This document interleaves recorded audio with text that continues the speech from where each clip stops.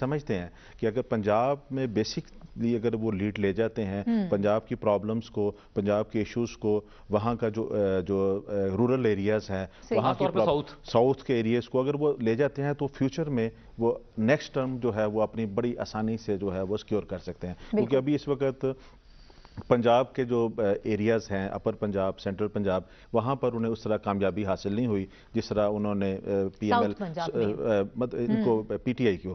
तो यहाँ पर भी जब वो पंजाब में काम करेंगे, एक अच्छा वज़ीर आला एक अच्छी टीम के साथ काम करेंगे, वहाँ के जो इश्यूज़ हैं, वहाँ की जो प्रॉब्लम्स हैं, जब उसको सॉल्व करेंगे तो मैं ये समझता हूँ कि पंजाब में अगर ये डेवलप करेंगे तो उसका पूरे पाकिस्तान पर असर जो है वो नज़र आएगा। पंजाब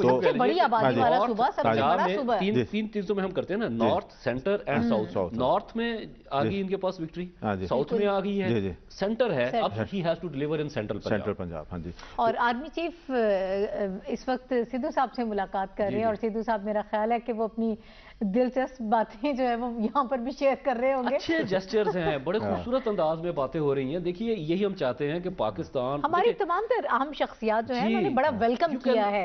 वो इस बात का मुंह बोलता सबूत है कि इस वक्त जो है वो chief of army staff Qamar Javed Bajwa साहब उनसे गुफ्तगू का तबादला कर रहे हैं और बड़े अच्छे अल्फाज और जेस्चर से हमें पता लग रहा है कि बड़े खुशगवार माहौल में वहाँ पर बात हो रही है। वाकई बहुत अच्छे जो पैगाम हैं।